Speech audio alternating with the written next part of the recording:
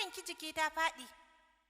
Su kuma Alhaji Muhammadin suna can fada da sai Yarima Hadi suna ta sauraron menene dalilin shi dagacin da ya kira mutane zuwa fada.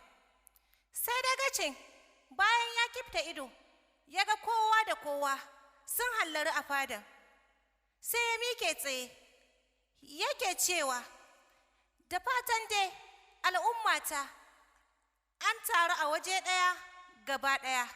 Na san wannan kiran da na yi kiran gaggawa zai ba ku mamaki, amma ba abin mamaki ba ne ba. Wani gagarumin farin ciki ne ya same ni a yau ɗin nan. Ina son duka mutanen garina su taya ni murna da kuma naɗin da zan yi na sarauta. Zan kara wani bafadena ne matsayi. Gaba ɗaya mutanen gurin wannan ya kalli wannan, wannan ya kalli wannan. Abin yana ba su mamaki. Tun da suke da dagacin ba su taɓa ganin ya tara su ya ce za su taya shi farin ciki ba. Lokacin da ya tara mutanen, kowa gabansa na faɗuwa saboda ba su san hukuncin da zai yanke musu ba, kuma ba su san menene dalilin kiransu zuwa fadan ba. Kowannensu ya shiga fadan ne cikin fargaba, amma da jin dagacin ya ce za su taya shi farin ciki ne, sai abin ya zo musu bambara kwai. Sai suke ji a ransu kamar wani sabon abu ne yake shirin faruwa a cikin ƙauyen. Su kuma Alhaji Muhammadu su hudu da cikonsu na biyar suka juya suka kalli Yarima Hadin. Sai Alhaji Muhammadu ya ce, Yarima, wai wani abun farin cikin ne ya sami mai martaba a yau ɗin nan? Yarima Hadi cikin ladabi da biyayya ya juya ya kalli Alhaji Muhammadu ya ce, banda abinka oga, tun ɗazun nan fa muna tare. Yarima Hadi ya ce, tun barin ku fada, ni ma ba jimawa na bar cikin fadan. Ban san me yake faruwa ba, kuma ban san me ya faru a bayana ba. Kawai mu tsaya mu saurari me zai ce. Sai Alhaji Muhammadin ya ce, to, Allahu ya alamul gaibu, Allah masani, mu tsaya mu ji ɗin kawai. Sai Yarima Hadi ya ce, haka ne oga, ni ma tun da na bar fada ban san me yake faruwa ba. Lokacin da zan bar fadan ban ji ana raɗe-raɗin wani abu ba. Lalle kan sai dai mu jira mu ji abin da mai martaban zai ce. Shi dagacin ya sake gyara tsayuwa sai ya ce, al'ummata, abin da zan iya faɗa muku a nan yau shine babban labarin da na ji a garin nan wallahi ya faranta min rai. Yanda mutane na suke martaba ni, suke yabona a cikin ƙauyen nan. Sai dagacin ya ce, ni hukuncin da na yi sai na ga yana faranta wa 'yan gari na rai, kuma na yi hukuncin ne daman don ganin in ceto musu martabansu, saboda ba na jin daɗin abin da ɗana yake wa 'yan ƙauyen nan. Kai, yadda na ga ƙauyena yau suna ta yabona, suka nuna farin cikinsu, abin ya faranta min rai nima. Daga yau ina son in faɗa wa ƙauyena duk hukunci idan ta kama ko a kanwa zan iya hukuntawa, tun da na hukunta ɗana ma.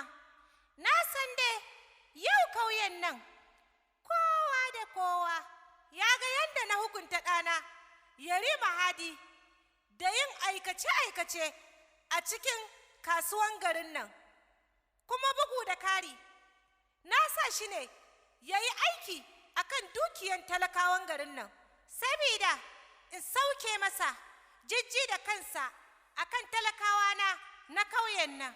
Ba komai ne ya sa shi aikace-aikacen nan ba, sai ɓata wa 'yan ƙauyena da ya yi, kuma wannan ɓata musu da yake yi, hakan ya sa ina jin muguwar ɗaci a cikin zuciyata. Hakan ne ya jawo min ɓacin rai. To tun da ya ɓata min raina, na ce tabbas sai na hukunta shi daidan gwargwadon abin da yawa al'ummata. To mutanen ƙauye na, dan yana ɗana in dai har zai bakanta muku rai, to me yasa ba zan hukunta shi ba? Wannan abin da na yi a cikin ƙauye na shi ake kira da shugabanci, kuma hakan shi ne adalci a tattare da ni. Dukkanin jama'an gurin wannan ya kalli wannan, wannan da ya kalli wannan, har yanzu abin yana ci gaba da basu mamaki. Sai dagacin ya ce, jama'ata, akwai wani hanzari ba gudu ba, bari in gabatar muku da sarkin dawakin gida sabo wanda zan naɗa shi yanzu nan ba sai an jima ba. Dagacin ya kara da cewa a yanzu nan kuma zan gama naɗin ba tare da ɓata lokaci ba. Shi dagacin ya juya ya kalli sarkin gida, ya ce, sarkin gida, ina sarkin fada? Sarkin fada ya ce, gani ranka ya daɗe, Allah ya taimake ka, ni ma ina kusa. Shi dagacin ya kara tambayan sarkin fadan ya ce, ina sarkin munafukan fada?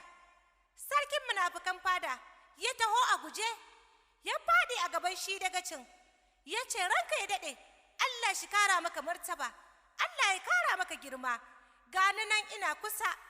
Shi dagacin ya kara da cewa, shi kuma marafa yana ina? Shi ma marafan ya tashi, ya ce, ranka ya daɗe gani. Ya kuma cewa marafa, ina dattijawan fada? Dattijawan fada suka mike tsaye, suka ce, ya mai martaba ga mu. Dagacin ya kara da cewa, ga sarkin munafukan fada a gabanku, ba tare da ɓata lokaci ba, a sauke masa rawani da ke kansa, an naɗa masa sabon rawani. Daga yau ɗin nan, sarkin munafukan fada ya tashi daga matsayinsa na sarkin munafukan fada, na ba shi sarkin dawakin gida. Dagacin ya ce, marafa, idan akwai abin da ya faranta min rai yau ɗin nan, to sarkin munafukan fada shi ne sila. Ba zan manta da wannan rana ba, ya zama dole ne a sauke masa wannan rawani, a naɗa masa ta ban girma, saboda kyautata min da ya yi yau ɗin nan.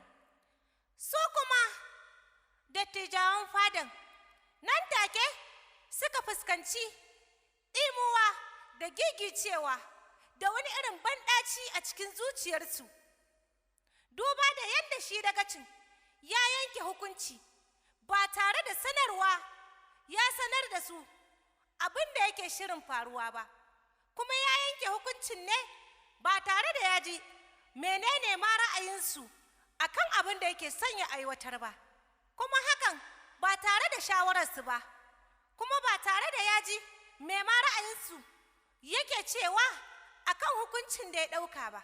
Shi kuma dagacin bai damu ma su ji daɗi ko akasin daɗin a cikin zukatansu ba, kawai kai tsaye dagacin ya yanke wannan hukunci abin shi. Kuma sau dattijawan fadan, duba da yadda suke ji a ransu cewa dagacin ya kaskantar da su a bainin nasi, sun san kuma babu wata hukunci da suka isa su ɗauka akan dagacin, sai ma mugun raɗaɗi da suke ji a cikin zukatansu. Amma da shike sun san dagacin bai da daɗin sha'ani, in suka tofar da abin da ya ɓata mishi rai, kaɗan ne daga cikin aikinsa ya hukunta su a gaban wannan taron jama'an. Kuma idan suka ce ba haka ba, su ma kansu sanin kansu ne ba su fi karfin hukunci a hannunsa ba. Hakan ne ya sa dukkaninsu, duk da suna jin ɗaci a ransu, suka yi maza-maza, suka mike tsaye, suka nufi gurin sarkin munafukan fadan kai tsaye, suka sauke rawani da ke kansa, suka ɗauko wani sabon rawanin, mai nuni da cewa ya tashi daga wancan matsayin ya dawo wani matsayin. A gaban jama'an da suka taru, kuma a bainin nasin, suka naɗawa sarkin munafukan fada rawani a kansa. Nan take dagacin ya mike tsaye, ya kalli mutane da ke cikin fadan ya ce a tafa wa sarkin dawakin gida. Su kuma jama'an ba tare da ɓata lokaci ba suka kama tafa wa sarkin munafukan fada.